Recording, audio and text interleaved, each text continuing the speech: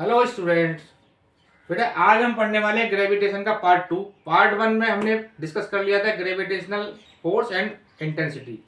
ये ग्रेविटेशन की last video है। वीडियो को लास्ट तक देखें बेटा। इसमें मैंने बहुत अच्छे अच्छे और इंपॉर्टेंट क्वेश्चंस डाले हैं नीट और जेईई वाले बच्चों के लिए, तो वरदान है। ठीक है, कॉपी पेन निकाल लो बेटा। तो ग्रेविटेशन, तो हेडिंग डाले बेटा। आज हम करेंगे gravitational potential energy and potential.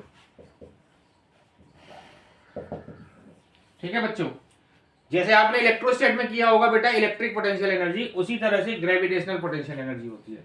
तो आप देखो बच्चों, जैसे मान लेते हैं दो मास रखे हैं हमारे पास m1 m2, r डिस्टेंस पे रखे हैं बच्चों। तो इनकी जो ग्रेविटेशनल पोटेंशियल एनर्जी है बेटा ये होती है माइनस जी m1 m2/r। ये ग्रेविटेशनल पोटेंशियल एनर्जी होती क्या है, पहले थोड़ा समझ लो इसको। देखो, जो अगर ये मासेस सारे इनफाइनाइट पे रख दें हम, इनफाइनाइट से इन मासेस को यहां तक लाने में, इस सिस्टम को बनाने में जो हम एक्स्ट्रा वर्क करेंगे, एक्सटर्नल वर्क हम करेंगे, तो बेटा यही क्या होगी, इसकी ग्रेविटेशनल पोटेंशियल एनर्जी है ना। फॉर्मूला क्या है, माइनस जी m1 m2/r। अब ये ग्रेविटेशनल पोटेंशियल एनर्जी किसकी है बच्चों, m1 की है या m2 की है या दोनों की है? तो आपका आंसर क्या होगा, ये ग्रेविटेशनल पोटेंशियल एनर्जी दोनों की है, मतलब बेसिकली सिस्टम की है। ये m1 की भी यही है, m2 की भी यही है और पूरे सिस्टम की भी यही है। ग्रेविटेशनल पोटेंशियल एनर्जी का दूसरा नाम होता है बेटा इंटरेक्शन एनर्जी। क्या नाम होता है, इंटरेक्शन एनर्जी। ठीक है ना, कितना इंटरेक्शन होता है, तो माइनस जी m1 m2/r। इसकी यूनिट होती है बेटा जूल, जूल है ना। और ये स्केलर क्वांटिटी है। क्या है ये, स्केलर क्वांटिटी। तो ये है आपकी ग्रेविटेशनल पोटेंशियल एनर्जी। ठीक है, अब हम करेंगे ग्रेविटेशनल पोटेंशियल। ग्रेविटेशनल पोटेंशियल क्या होता है बच्चों, देखो ग्रेविटेशनल पोटेंशियल। देखो ये मास है बेटा m मास, और ये r डिस्टेंस पे रखा हुआ है। ठीक है, इस पॉइंट। तो इस m मास की जो ताकत होती है ना, ताकत यानी ये दूसरे मास को कितना अट्रैक्ट कर सकता है, तो वो उसका क्या माना जाता है, ग्रेविटेशनल पोटेंशियल है ना। v इक्वल्स टू बेटा इसका फॉर्मूला होता है minus G m/r। Minus G m/r मतलब समझो, किसी भी मास की ताकत को रिप्रेजेंट करने के दो तरीके हैं बच्चों। एक होता है वेक्टर क्वांटिटी और दूसरा क्या होता है बेटा, स्केलर। वेक्टर में जो हम लिखते हैं इसको बोलते हैं ग्रेविटेशनल फील्ड इंटेंसिटी, राइट, जिसको हमने क्या पढ़ा था, minus G I equal to G m/r²। लेकिन इसी चीज को अगर हम स्केलर फॉर्म में लिखेंगे तो क्या आएगा बेटा, ये आएगा माइनस जी m/r। ये प्रैक्टिकल फॉर्मेट है। इसको अगर हम मैथमेटिकली इसकी डेफिनेशन बोलें तो क्या बोलेंगे बेटा, कि 1 kg मास को इनफाइनाइट से इस पॉइंट P तक लाने में, जैसे 1 kg मास इसको इनफाइनाइट से ला रहा हूं, यहां तक रख दिया मैं, यहां तक लाने में जो मैंने वर्क किया वही क्या होगा, इसका ग्रेविटेशनल पोटेंशियल। समझ में आ रही है बच्चों, माइनस जी m/r। अब आप देखो इसमें पोटेंशियल एनर्जी का फॉर्मूला क्या लिखा हमने, बताओ बच्चों, माइनस जी m1 m2/r, और पोटेंशियल का फॉर्मूला ये है। तो आप देखेंगे अगर मैं m2 को इससे डिवाइड कर देता हूं u/m2, तो ये आ जाएगा माइनस जी m/r, है ना। यानी ये आ गया पोटेंशियल है। यानी कि जो v है बेटा, v जो है ना, इसको हम लिख सकते हैं u/m माइनस जी m/r। ठीक है, ऐसे भी लिख सकते हैं इसको। अगर इसको डेल्टा की फॉर्म में लिखेंगे बच्चों, तो delta v equals to delta u/m equal to minus G m/r। ये ऐसे लिख सकते हैं। ठीक है, इसकी यूनिट अगर आपको निकालनी है बेटा, पोटेंशियल एनर्जी की यूनिट क्या होती है, जूल, और इसकी क्या होती है, केजी। तो जूल पर केजी इसकी यूनिट हो गई। ठीक है, जूल पर केजी। डायमेंशन निकालनी है बच्चों, तो डायमेंशन निकाल सकते हैं ml2t-2/m। m से m कट गया l2t-2, ये इसकी डायमेंशन हो गई। क्लियर है बच्चों, मजा आ रहा है ना एकदम। फिजिक्स बहुत आसान सब्जेक्ट है, बने रहो लास्ट तक बेटा, बहुत इंपॉर्टेंट क्वेश्चन कराने वाला हूं आपको। तो ये हो गया बेटा पोटेंशियल एनर्जी, और ये हो गया पोटेंशियल, है ना। तो अब हम करते हैं इसके क्वेश्चन। देखो बच्चों, ये हमारा मान लेते हैं एक स्क्वायर है। ठीक है बच्चों, स्क्वायर स्क्वायर जैसा लग रहा है, ये एक स्क्वायर है। इसके 4 कॉर्नर पे 4 मास रखे हुए, समझो इसकी साइड है ए। अब हमें क्या बताना है बेटा, मान लेते हैं ये ए बी सी डी, ठीक है, ये 4 मासेज है। हमें बताना है बेटा gravitational potential energy of the system. दूसरा gravitational potential at the centre, ये हमें दो चीज बतानी, ठीक है, ग्रेविटेशनल पोटेंशियल एनर्जी और gravitational potential at the centre. तो देखो बेटा, एक तो बेसिक मेथड है कि ग्रेविटेशनल पोटेंशियल एनर्जी क्या होती है, इनफाइनाइट से किसी मासेस को लाने में जो हम वर्क करते हैं वो सिस्टम की क्या होती है, पोटेंशियल एनर्जी। तो पहले ये चारों मासेस इनफाइनाइट पर रखे थे, फिर इनको हमें एक एक करके लाए, तो चारों को रख दिया। चारों को रखने पर जो हमने वर्क किया वही क्या होगी, पोटेंशियल एनर्जी। अब इसको हम अगर ऐसे करेंगे तो बहुत टाइम लग जाएगा। तो दूसरा मेथड क्या है, दूसरा क्या बोलते हैं हम इसको, इंटरेक्शन एनर्जी। तो अब जितने पेयर्स बन सकते हैं वो आप निकाल लो। देखो एक इधर, एक इधर, एक इधर, एक इधर, तो ये आ गया G M M by a minus का, है ना, into 4 minus 4 G M square by a, तो ये आ गए प्लस, भाई 4 पेयर तो ये हो गए ना बच्चों। फिर 2 पेयर में डायगोनली बनेंगे, एक ऐसे और एक ऐसे, तो ये डायगोनली बनेगा, इसको क्या बोलते हैं, G M square by root 2 A, ठीक है, माइनस का minus G M square by root 2 A into 2, बस ये इसकी होगी ग्रेविटेशनल पोटेंशियल एनर्जी। 4 तो बेटा ये, ठीक है, साइड बाई साइड 2 हो गए बेटा डायगोनल के अलोंग, क्लियर है। अब हमें निकालनी है बेटा इसकी ग्रेविटेशनल पोटेंशियल। तो ग्रेविटेशनल पोटेंशियल निकालना है बेटा सेंटर पे, है ना। तो पोटेंशियल जो आएगा बेटा, it is due to all masses. यहां पर जो पोटेंशियल आएगा ए से भी आएगा, बी से भी आएगा, सी से भी आएगा, डी से भी आएगा। तो यहां लिखेंगे V A plus B B plus B C plus B D, ठीक है, चारों से। तो देखो बेटा ये डिस्टेंस कितनी हो जाएगी, ये होगी ए बाई रूट 2, है ना, पूरी रूट 2 है ये डिस्टेंस कितनी है, ए सी रूट 2 है, इसका आधा है ये, तो ए बाई रूट 2 हो गई। तो ये आ गया बेटा minus G M by A by root 2, ठीक है, ये एक वाले मास से हुई, तो चारों से कितनी होगी, 4 से मल्टीप्लाई कर लो, ठीक है। तो ये आ गया minus 4 root 2 G M by a, ये पोटेंशियल आ गया। क्लियर है, समझ में आया बच्चों, बहुत ही आसान है। तो ये आ गया आपका gravitational potential and potential energy.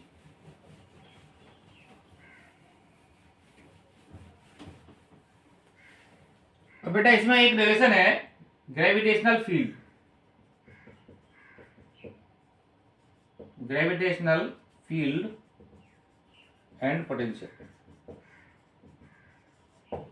Relation between gravitational field and potential. इसको आई को बोलते हैं minus D V by D R, ठीक है, आई इक्वल टू क्या है, minus D V by D R. अगर मैंने इसको 0 कर दिया बच्चों, तो डीवी क्या आ गया, 0, यानी वी क्या हो गया, कांस्टेंट, ठीक है। यानी अगर कहीं पर फील्ड इंटेंसिटी 0 है, अगर कहीं पर फील्ड इंटेंसिटी 0 है, तो वहां पोटेंशियल 0 नहीं होगा, पोटेंशियल क्या होगा बच्चों, कांस्टेंट होगा, क्या होगा, कांस्टेंट। क्लियर है। चलो एक सवाल ले लेते हैं बच्चों, देखो मान लेते हैं पोटेंशियल दे रखा है बेटा अपने को X square plus Y square plus Z square, है ना,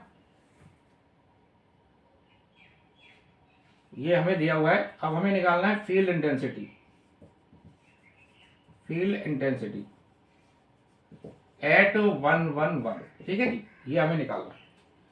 तो अब कैसे निकालेंगे, पहले लिखो बेटा आई एक्स, एक्स के अलोंग लिखेंगे minus D V by D X, मतलब पहले इस पूरी इक्वेशन को डिफरेंशिएट करो एक्स के along with respect to X के, है ना।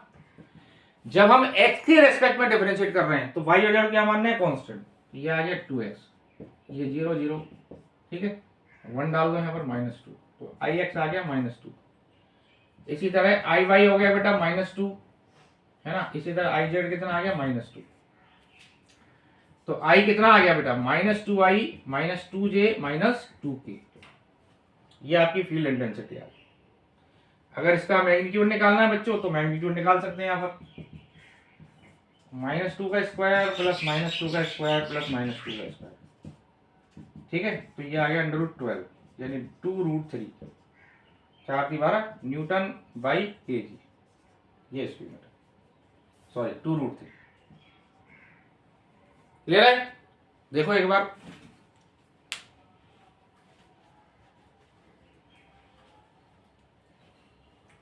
मिटा दें, समझ में आ रहा है ना, मिटा दें, मिटा दें।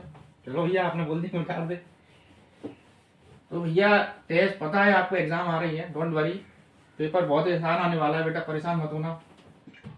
चलो अब हम लिखते हैं बेटा gravitational potential. Gravitational potential due to hollow sphere. Hollow sphere, इसको क्या बोलते हैं बेटा, स्फेरिकल सेल। स्फेरिकल सेल, ठीक है, स्फेरिकल सेल। तो आप देखो बच्चों, ये हमारा स्फेरिकल सेल है, ठीक है जी, खोखला गोला। इसकी रेडियस मान लेते हैं बेटा आर। तो जैसे हमने ग्रेविटेशनल फील्ड के फॉर्मूले बनाए थे, उसी तरह से ग्रेविटेशनल पोटेंशियल के बनाएंगे। और ये जो फॉर्मूले हैं ये बहुत इंपॉर्टेंट है बेटा, इसमें से क्वेश्चन नीट और जेईई में हमेशा आता है, ठीक है, ध्यान रखना। जो ग्राफ्स है, ग्राफ आपको अच्छी तरह से याद होना चाहिए। तो देखो पहले लिखते हैं बेटा आउटसाइड, यहां लिखेंगे v equals to minus G M by R at the surface, v equal to minus G M by R. तीसरा, ठीक है, सरफेस पे इतना आएगा बेटा, इनसाइड निकालना है अपने को। इनसाइड मतलब r less than capital R, ठीक है। मैंने आपको बताया था पिछली क्लास में, जो r होती है ना, स्मॉल r, ये क्या होती है, distance of the point from the centre, centre से डिस्टेंस होती है, ठीक है। v इक्वल टू कितना आएगा बेटा, माइनस, क्योंकि अंदर फील्ड इंटेंसिटी क्या होती है, 0, तो यहां पर पोटेंशियल क्या आएगा, कांस्टेंट। कांस्टेंट मतलब जितना सरफेस पे उतना ही आएगा, ठीक है। तो देखो यहां पर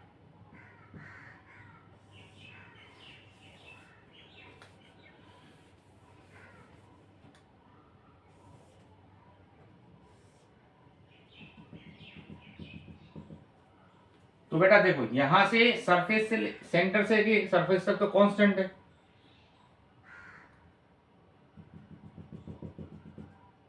ये, ठीक है, यहां तक। उसके बाद ये एस, ये वी और ये आर, ठीक है। वी यहां से यहां तक हो गया minus G M by R, फिर ये बढ़ गया, ठीक है, क्लियर है।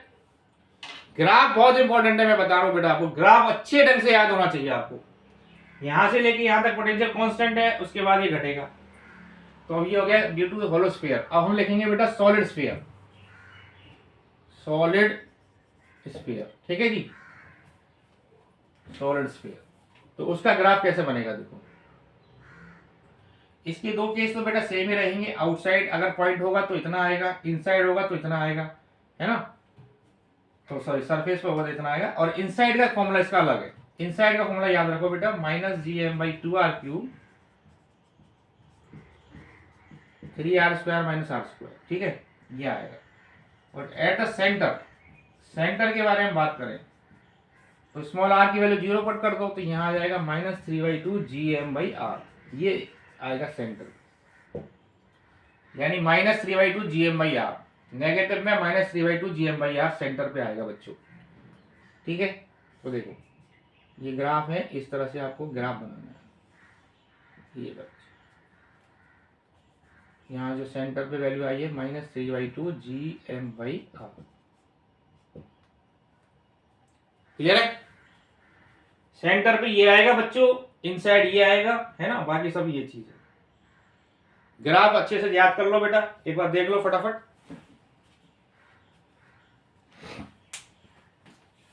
बिठा दें, मजा आ रहा है ना बेटा, एकदम फर्स्ट क्लास। बहुत बढ़िया। और कुछ आपको बेटा कुछ चाहिए तो मुझे कमेंट करके बताना, मैं उसकी वीडियो बनाऊंगा आपके लिए, ठीक है। एग्जाम आती जा रही है। तो ये आ गया स्फेरिकल सेल हो गया बेटा, और सॉलिड सेल हो गया, सॉलिड स्फीयर हो गया। अब हम एक क्वेश्चन लेते हैं बच्चों इसका, देखो जैसे ये एक सॉलिड स्फीयर है बच्चों, और एक ये खोखला गोला है, दोनों कॉन्सेंट्रिक है ना। इसकी रेडियस है बच्चों r, इसकी है 2r।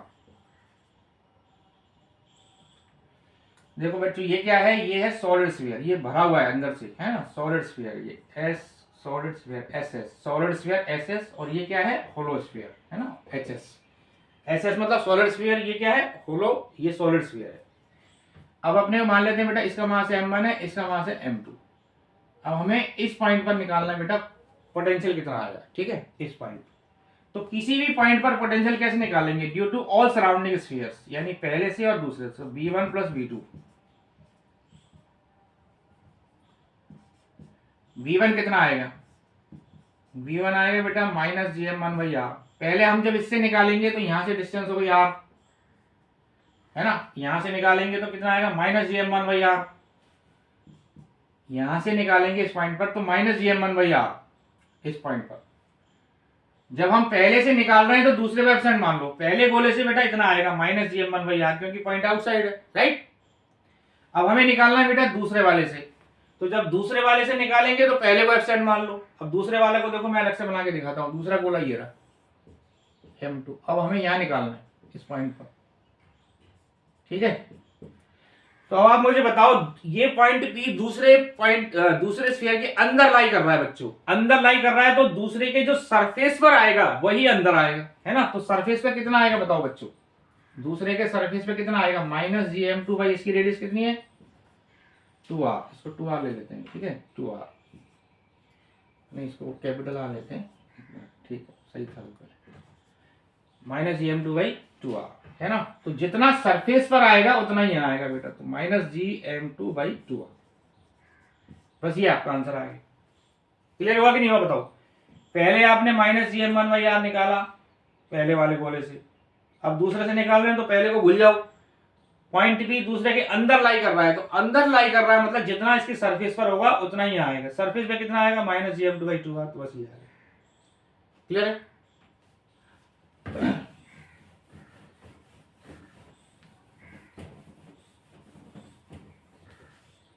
चलो बेटा अब हम बात करेंगे एस्केप वेलोसिटी। एस्केप वेलोसिटी क्या होती है, देखो बेटा एस्केप वेलोसिटी और ऑर्बिटल स्पीड, ये दोनों escape speed and orbital speed, ये इस चैप्टर का सबसे इंपॉर्टेंट पार्ट है ना। इसमें से आपको क्वेश्चन आने की प्रोबेबिलिटी बहुत ज्यादा रहेगी, तो मैं साथ के साथ बताते जा रहा हूं कि कौन सा पोर्शन आपको ज्यादा स्ट्रॉन्ग करना है। तो देखो बेटा एस्केप वेलोसिटी क्या होती है, जैसे हम बोलते हैं कि अर्थ से हमने किसी बॉडी को फेंका, तो कितनी मिनिमम वेलोसिटी में दूं ताकि वो अर्थ के ग्रेविटेशन को क्रॉस कर जाए, तो जितनी वेलोसिटी में दूंगा उसका नाम क्या होगा एस्केप वेलोसिटी। तो देखो अब मैं तरीका कैसे करना है, मान लेते हैं ये अर्थ है हमारी, ठीक है बच्चों, ये अर्थ है,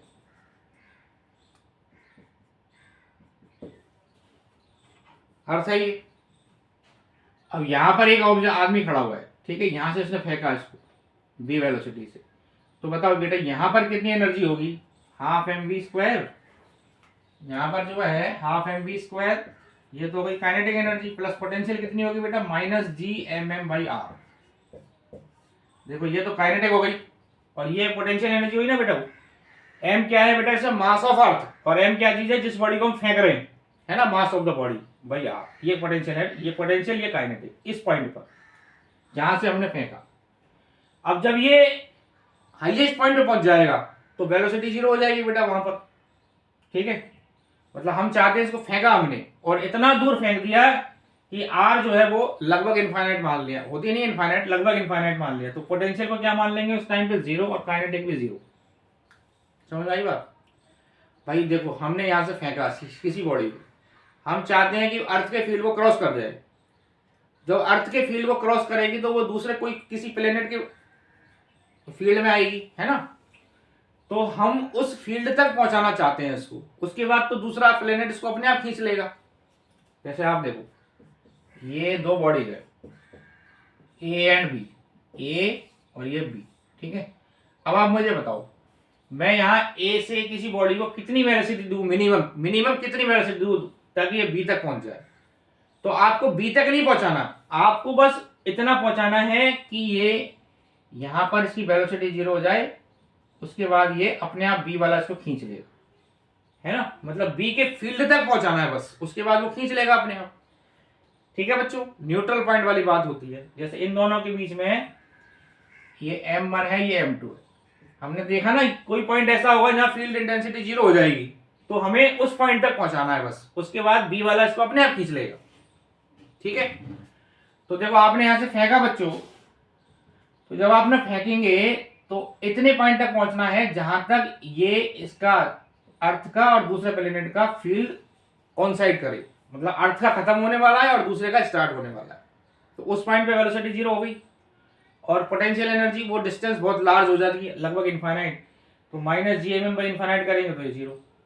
तो फाइनली क्या आ गया बताओ, half M V square equal to G M M by, हाँ एम से एम कट गया, तो v आ गया बेटा अंडर रूट 2gm/r।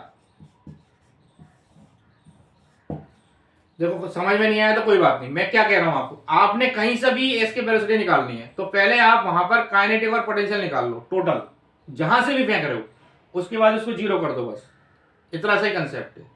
कहीं से भी फेंकोगे आप और वहां से आपसे पूछेगा इसके वेलोसिटी क्या होगी, तो टोटल निकाल लो, टोटल एनर्जी को जीरो कर दो बस, तो ये आ गया अंडर रूट 2gm/r। ठीक है बच्चों, देखो इसको और दूसरे फॉर्मेट में ले सकते हैं, 2g into 4/3 πr³ into rho upon R से आर कट गया तो ये हो गया 8/3, है ना, तो ये आ गया बेटा अंडर रूट 2gm/r।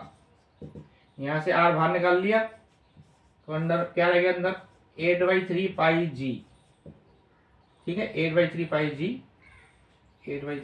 रो, ये आंसर है। क्लियर हुआ, कॉपी करो जरा। तो देखो बेटा आपने यहां पे देख रहे हो एस की वेलोसिटी जो है यहां पर m आ रहा है, m किसका मास है बताओ, ये मास उस बॉडी का नहीं है जिसको फेंका आपने, ये मास उसका है जहां से फेंका, यानी ये मास है अर्थ का। तो एस की वेलोसिटी बेटा किस पे डिपेंड नहीं करती, मास ऑफ द बॉडी, मतलब चाहे आप चींटी को फेंको या हाथी को फेंको, दोनों को अगर फेंकना है तो सेम वेलोसिटी देनी पड़ेगी, एस की वेलोसिटी सेम होगी। और अर्थ के लिए अगर हम इसको कैलकुलेट करते हैं तो ये आपको पता ही होगा 11.2 किलोमीटर पर सेकेंड आता है। अर्थ से हम मिनिमम कितनी वेलोसिटी दें उसको ताकि वो फील्ड को क्रॉस कर जाए, तो कितनी देनी पड़ेगी बेटा 11.2 किलोमीटर पर सेकेंड। क्लियर है, तो ये आपका आ गया बेटा एस के वेलोसिटी। एक चीज और इसमें, एस के वेलोसिटी जो है ना, पहली बात चीज याद सुनो, पहली तो ये mass of the body, body के मास पर डिपेंड नहीं करती, दूसरा ये एंगल ऑफ प्रोजेक्शन पे भी डिपेंड नहीं करती बच्चों, आप चाहे इसको सीधा फेंको या थीटा से फेंको, आपको देनी कितनी है बच्चों 11.2 किलोमीटर पर सेकेंड। ठीक है, छोटी वीडियो है इसलिए मैं आपको थोड़ा जल्दी जल्दी बता रहा हूं, अगर आपको समझ नहीं आए तो बेटा दोबारा से इसको देख लेना वीडियो को। ठीक है, समझ में आ रही है बात। तो अब हम करेंगे एस के वेलोसिटी होगी बेटा, अब हम देखेंगे एस के वेलोसिटी। जैसे हमने किसी ने बोला कि भाई आपने बॉडी को यहां से फेंका, ठीक है, अर्थ के सेंटर से, क्या बोला, find the escape velocity when body is throne from the centre of earth. ठीक है, अर्थ के सेंटर से फेंका बेटा, तो हमें एस्केप वेलोसिटी कितनी देनी पड़ेगी, तो आपको वही करना है, मैंने क्या बताया, कहीं से भी फेंको आपने वहां टोटल एनर्जी निकाल लेनी है। तो देखो काइनेटिक एनर्जी कितनी हो गई, half M V square, plus potential कितनी आ जाएगी, यहां पर बताओ, अर्थ के सेंटर पे पोटेंशियल कितना बताया मैंने आपको, अभी बताया था -3/2 gm/r। ठीक है, -3/2 gm/r इंटू एम कर दो इक्वल टू 0 कर दो। ठीक है भाई, जो पोटेंशियल का फॉर्मूला क्या है बेटा -3/2 gm/r, और पोटेंशियल एनर्जी का फॉर्मूला क्या आता है m इंटू वी, है ना, v से मल्टीप्लाई कर लेते हैं तो -3/2 gmm/r, ये आपकी पोटेंशियल एनर्जी है। समझ में आया ना बच्चों बात, अभी देखा ना अभी ने v क्या होता है u/m, तो u क्या हो गया m इंटू वी, अगर मास से मल्टीप्लाई कर देंगे तो ये आ गया। तो बेटा half M V square equal to 3/2 gmm/r, m से m कट गया, 2 से 2 कट गया, तो v कितना आ गया √3 gm/r। तो देखो आंसर अलग आ गया, अगर आप सरफेस से फेंकते हो बॉडी को तब तो आएगा √2 gm/r, और अगर आपने सेंटर से फेंका तो कितना आएगा बच्चों √3 gm/r, चेंज हो गया ना। तो जहां से भी आप फेंकोगे वहां पे क्या करना है, टोटल एनर्जी निकाल के 0 कर दो, दैट्स इट, बस हो गया काम। ठीक है, बहुत आसान है बेटा, मस्त एकदम। मजा आ रहा है ना बेटा एकदम, देखते रहो लास्ट तक। चलो अब हम करेंगे बेटा ऑर्बिटल स्पीड। ऑर्बिटल स्पीड ये क्या भला होती है परिस, आप कहोगे क्या क्या ड्रामा है ऑर्बिटल का भी एस्केप। देखो ऑर्बिटल का मतलब नाम से पता है, हमने किसी सैटेलाइट को फेंका। सैटेलाइट क्या होता है पहले तो ये बताओ। सैटेलाइट का मतलब अगर कोई चीज, जैसे ये अर्थ है, अर्थ के अराउंड कोई चीज घूम रही है, समझो मून घूम रहा है, ठीक है, अर्थ के अराउंड, तो मून क्या हो जाएगा, अर्थ का सैटेलाइट। मतलब किसी बॉडी के अराउंड अगर कोई दूसरी बॉडी घूमती है तो वो उसका क्या माना जाता है बच्चों, सैटेलाइट, है ना। तो देखो ऑर्बिटल स्पीड क्या होती है, अगर ये हमारी अर्थ है बच्चों, है ना, इसकी रेडियस मान लेते हैं आप। अब हमने किसी सैटेलाइट को कितनी स्पीड से फेंकूं मैं इसको, ताकि वो किसी ऑर्बिट में, अर्थ के अराउंड किसी ऑर्बिट में चक्कर लगाए। तो जिस स्पीड से वो चक्कर लगाएगा उसका नाम क्या होता है बेटा, ऑर्बिटल स्पीड, ठीक है जी। तो देखो यहां पे फेंका हमने और ये इस ऑर्बिट में चक्कर लगा, समझो ये आर है। देखो आर क्या चीज है बेटा, आर तो रेडियस ऑफ अर्थ है, ये अर्थ है हमारी, है ना, ये अर्थ है, ये अर्थ है।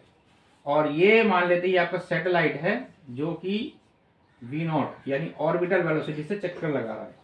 ऑर्बिटल स्पीड का मतलब किसी भी ऑर्बिट में जब सैटेलाइट घूमता है, जिस स्पीड से घूमता है, तो उसका नाम क्या होता है, ऑर्बिटल स्पीड, ऑर्बिट की स्पीड, ठीक है जी। तो बताओ यहाँ m है बेटा, ये स्मॉल m है। तो अब आप मुझे बताओ अगर कोई बॉडी सर्कुलर पाथ में घूमती है तो कैसे घूमती है, उसको ये एक सेंट्रीपिटल फोर्स चाहिए, ठीक है। तो देखो बेटा यहाँ पर जो सेंट्रीपिटल फोर्स है वो कितना है, Gmm/r²। भाई ये ग्रेविटेशनल फोर्स लगेगा ना, अर्थ सैटेलाइट को खींचेगी अपनी तरफ, तो ये जो फोर्स होगा ग्रेविटेशनल फोर्स, यही क्या देगा इसको, सेंट्रीपिटल फोर्स, है ना। तो ये कर दिया आपने, m से m कर दिया। तो ऑर्बिटल स्पीड क्या हुई आपकी, -√Gm/r, ये आपका ऑर्बिटल स्पीड आ गई, है ना। ये हमारी h हाइट है, मतलब h हाइट पर सैटेलाइट घूम रहा है। तो स्मॉल r की वैल्यू क्या हो गई बेटा, r+h। स्मॉल r की वैल्यू क्या हो गई, r+h। तो ये आ गया √Gm/r+h। ध्यान रखना r जो है बेटा ये है रेडियस ऑफ ऑर्बिट, ये r पूरा है आपका, r की वैल्यू हमेशा r+h होगी, ध्यान रखना। r क्या चीज है, रेडियस ऑफ ऑर्बिट, ध्यान रखना एक चीज। h क्या चीज है, हाइट ऑफ द सैटेलाइट।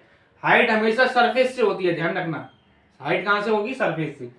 तो सरफेस से h हाइट पर ऑर्बिट घूम रहा है, वो सैटेलाइट घूम रहा है, तो ये आ गया आपका, ठीक है। अब आप ध्यान से देखो, अगर h छोटा हो बच्चों, h इज वेरी लेस, मतलब h की वैल्यू r के कंपैरेटिवली बहुत कम है, √Gm/r, ये आ गया। इसको सॉल्व करेंगे बेटा तो ये आएगा 7.92 किलोमीटर पर सेकेंड, ठीक है। मतलब अगर कोई सैटेलाइट अर्थ के बहुत क्लोजर घूम रहा है तो उसकी स्पीड कितनी होगी बेटा, 7.92 किलोमीटर पर सेकेंड, क्लियर है। तो ये आ गया आपका ऑर्बिटल स्पीड। अब आप देखो इसमें निकालनी है आपको बेटा, जैसे आपको निकालनी है बेटा इसके अंदर अब पोटेंशियल एनर्जी, है ना, पोटेंशियल एनर्जी ऑफ सैटेलाइट। तो बताओ पोटेंशियल एनर्जी को यू से लिखा मैंने, तो ये क्या आएगी, -Gmm/r, है ना, ये पोटेंशियल एनर्जी आ गई। काइनेटिक एनर्जी क्या होगी बेटा, k लिख देते हैं इसको, ये इसकी वैल्यू क्या होती है, ½ m v0²। v0 का मतलब ऑर्बिटल स्पीड, तो ½ m v0 की वैल्यू डाल देते हैं बेटा Gm/r, तो ये आ गई Gmm/2r।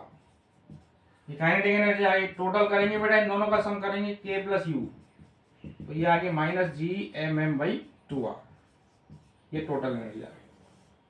काइनेटिक एनर्जी ये आ गई, ये पोटेंशियल एनर्जी आ गई, ये potential energy, kinetic energy, total energy, ठीक है। अब आप बताओ रेडियस ऑफ ऑर्बिट को अगर हम बढ़ा दें, r को अगर हम बढ़ा दें तो क्या होगा बताओ, काइनेटिक एनर्जी तो घटेगी, है ना, क्योंकि प्लस वैल्यू है। टोटल एनर्जी क्या होगी, ये भी घटेगी लेकिन नेगेटिव में घटेगी, यानी कि बढ़ेगी। तो अगर हमने रेडियस ऑफ ऑर्बिट को बढ़ाया बच्चों, अगर रेडियस ऑफ ऑर्बिट को बढ़ाया तो क्या होगा बताओ, टोटल एनर्जी बढ़ेगी, है ना, पोटेंशियल एनर्जी भी बढ़ेगी और काइनेटिक एनर्जी घटेगी। ये कई बार क्वेश्चन आता है, इनमें रिलेशन भी आप देख सकते हो बेटा, ये यू का रिलेशन है, ये के का है, ये टोटल एनर्जी है। तो आप ध्यान से देखो काइनेटिक एनर्जी और टोटल एनर्जी में क्या रिलेशन है, काइनेटिक एनर्जी नेगेटिव आ रही है, और टोटल एनर्जी डबल है ना। तो देखो बेटा इसको ऐसे लिख सकते हैं, टोटल एनर्जी जो है this is what, total energy जो है, टोटल एनर्जी कितनी है हमारी, GMM by minus GMM by 2 और ये है माइनस GMM बाई आर। तो टोटल एनर्जी पोटेंशियल एनर्जी का कितना है बच्चों, आधी है। तो पोटेंशियल एनर्जी क्या है बताओ, माइनस GMM बाई आर है और टोटल एनर्जी इतनी है, ठीक है। तो टोटल एनर्जी पोटेंशियल एनर्जी का कितनी है, आधी है, और नेगेटिव है काइनेटिक एनर्जी। ये रिलेशन भी आपको याद होना चाहिए, total energy, kinetic energy and potential energy. Clear हुआ बच्चों। टोटल एनर्जी काइनेटिक एनर्जी के अपोजिट है, देखो अपोजिट है, मैग्नीट्यूड सेम है, टोटल एनर्जी पोटेंशियल एनर्जी का आधा है, ठीक है। तो ये आ गया आपका पोटेंशियल एनर्जी काइनेटिक एनर्जी। अब सुनो, इसमें एक रिलेशन आता है,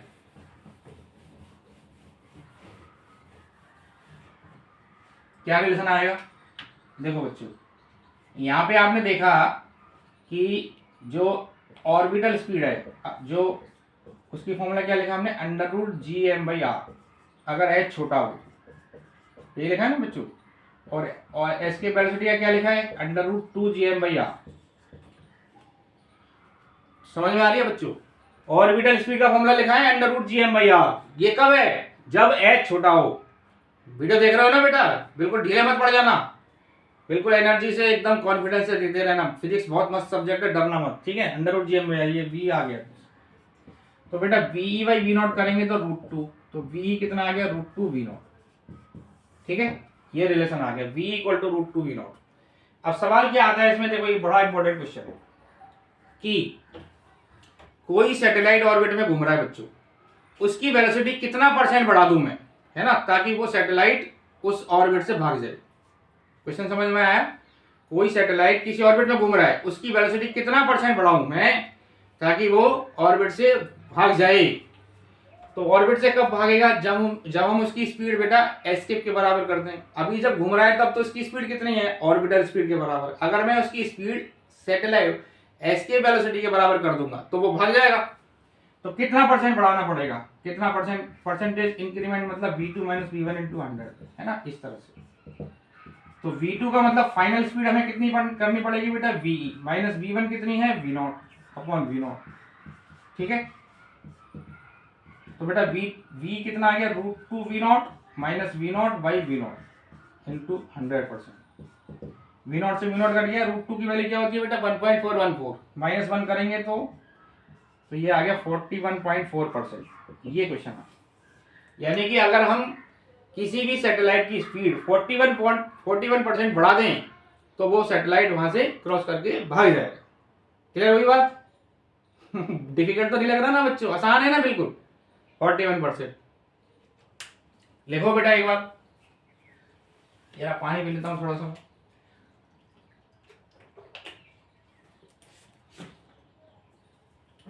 चलो बच्चों, अब हम चलते हैं लास्ट। एक इसमें होता है बेटा जियो स्टेशनरी सैटेलाइट।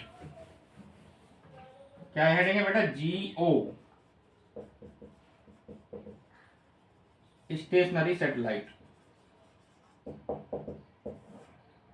ये क्या बोला है, जैसा कि नाम से पता चल रहा है, जियो स्टेशनरी सैटेलाइट। जियो का मतलब होता है बेटा अर्थ, स्टेशनरी मतलब रेस्ट। तो ऐसा सैटेलाइट जो कि अर्थ से देखने पर रेस्ट में दिखाई दे, उसका क्या मतलब हुआ बेटा, जियो स्टेशनरी सैटेलाइट। ठीक है जी। जियो स्टेशनरी का मतलब ऐसा सैटेलाइट जो अर्थ से देखने पर स्टेशनरी दिखाई दे। तो ऐसा कब होगा बताओ, क्योंकि अर्थ अपनी एक्सिस पे घूम रही है। तो अगर दूसरी चीज हमें रेस्ट में कब दिखाई देगी, जब वो सैटेलाइट जिसको हम देख रहे हैं अर्थ से, वो भी सेम स्पीड से, जितनी स्पीड से अर्थ घूम रही है उतनी ही स्पीड से अपनी एक्सिस पर घूमे वही सैटेलाइट। तो हमें क्या दिखाई देगा बच्चों, स्टेशनरी दिखाई देगा। तो हम कह सकते हैं जियो स्टेशनरी सैटेलाइट ऐसा होता है जिसकी एंगुलर स्पीड क्या होती है बच्चों, एंगुलर स्पीड ऑफ अर्थ के बराबर हो, एंगुलर स्पीड ऑफ अर्थ के बराबर हो। ठीक है। तो ऐसे सैटेलाइट को क्या बोलेंगे, जियो स्टेशनरी सैटेलाइट। अच्छा, अब आप मुझे बताओ, अगर दोनों की एंगुलर स्पीड सेम है तो टाइम पीरियड भी सेम होगा। तो अब मुझे बताओ, अर्थ को अपनी एक्सिस पे घूमने में कितना टाइम लगता है बच्चों, 24 आवर्स। तो उस सैटेलाइट को भी कितना लगेगा, 24। तो इसका मतलब है उसका टाइम पीरियड कितना आएगा, 24 आवर्स, उसका टाइम पीरियड कितना आएगा 24 आवर्स। ठीक है जी। अच्छा, अब इसकी हाइट पूछेगा तुमसे, हाइट कितनी होती है जियो स्टेशनरी सैटेलाइट की हाइट बताओ। तो हाइट का फॉर्मूला याद रखो बेटा 36,000 किलोमीटर। ये कहां से होती है, from the surface of earth, earth के सरफेस से 36,000 किलोमीटर होती है। और अगर सेंटर से पूछे, है ना, डिस्टेंस फ्रॉम द सेंटर या हाइट फ्रॉम द सेंटर ले लेते हैं, हाइट फ्रॉम द सेंटर, तो इसमें आर और ऐड कर दो, मतलब टोटल हाइट जो होगी आर प्लस एच हो जाएगी। आर कितना होता है बेटा 6400 प्लस 36,000, ये आ गया 42,400 किलोमीटर। ठीक है, ये एच डैश आ गया। यानी कि ये ध्यान रखना, बहुत इंपॉर्टेंट चीज है ये। सरफेस से हाइट है 36,000 और सेंटर से कितनी है बेटा 42,400 किलोमीटर। क्लियर है। चलो अब हमसे लास्ट पार्ट है बेटा, इसका फटाफट कर लेते हैं, 5 मिनट की वीडियो और है, बिल्कुल लास्ट तक देखते रहना, छोड़ना मत, है ना। तो अब देखो बेटा क्या लिखते हैं हम, Kepler's law. Kepler's law, Kepler के लॉ क्या कहता है, देखो पहला लॉ कहता है कि जो भी सैटेलाइट ये जो भी प्लेनेट सन के अराउंड घूमता है ना, प्लेनेट जो भी सन के अराउंड घूमता है वो कैसा पाथ बनाता है बेटा, इलिप्टिकल, सर्कुलर पाथ नहीं बनाता, कैसा पाथ बनाता है, इलिप्टिकल। तो ये इसका पहला लॉ है। तो बेटा इलिप्स के दो फोकस होते हैं, जैसे सर्कल का एक सेंटर होता है उसी तरह से इलिप्स के दो फोकस होते हैं, एक लेफ्ट में एक राइट में। तो ये कहता है, केपलर क्या कहता है कि जो भी सैटेलाइट या प्लेनेट सन के अराउंड घूम रहा है उसका पाथ कैसा होता है बेटा, इलिप्टिकल, और सन उसके एक फोकस पे लाई करता है, यानी सन या तो यहां पे लाई करेगा या यहां लाई करेगा। ये पहला लॉ है। क्लियर है। अच्छा, दूसरा लॉ क्या कहता है बेटा, अब दूसरा है, मान लेते हैं देखो यहां पर ये प्लेनेट घूम रहा है, यहां पर इसकी स्पीड है v1 और यहां है बेटा v2। ठीक है, और ये डिस्टेंस हमारी r2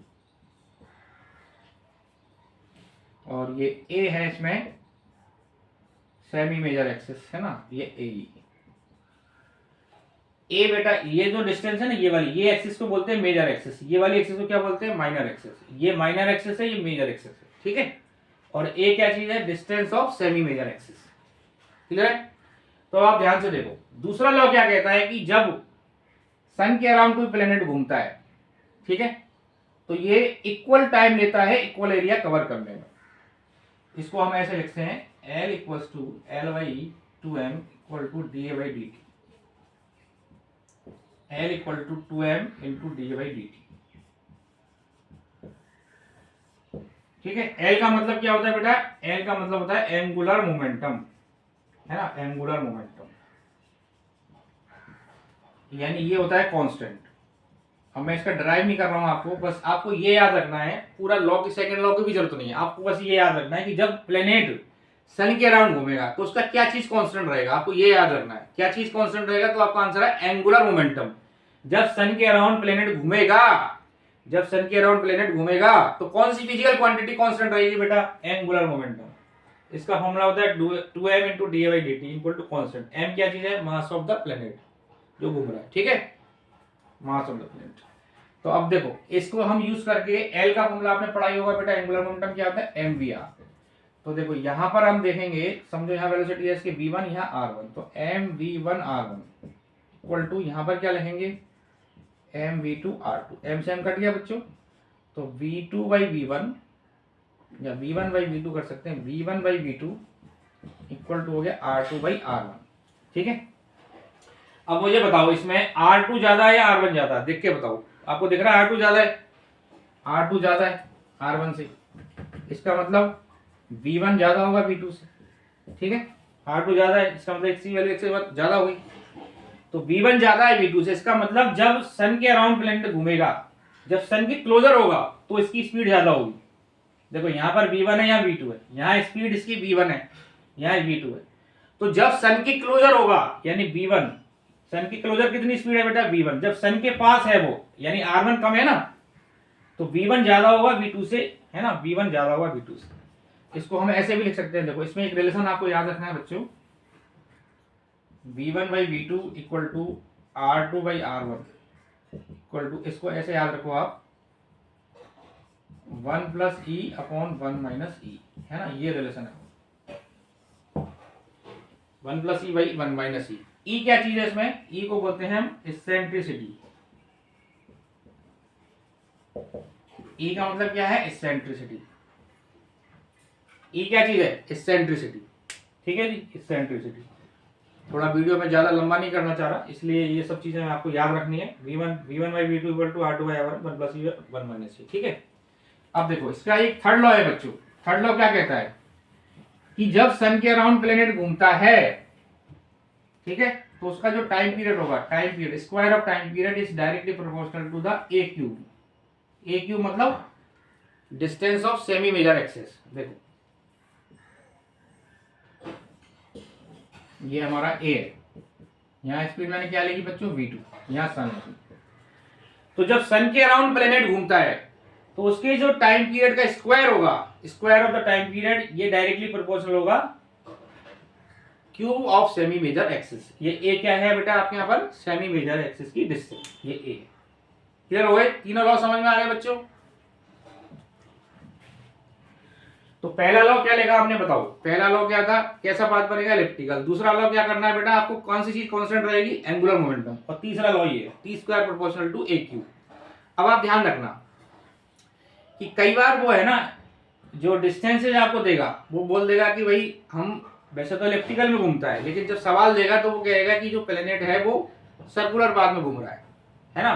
तो आप फिर ये फॉर्मूला लगा लेना, R cube, T square proportional to R cube. तो इसमें आर क्या होगा, अब इसमें आर होगा बेटा रेडियस ऑफ ऑर्बिट, ठीक है, रेडियस ऑफ ऑर्बिट।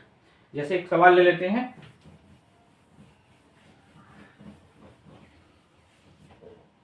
मान लेते हैं सन है बेटा।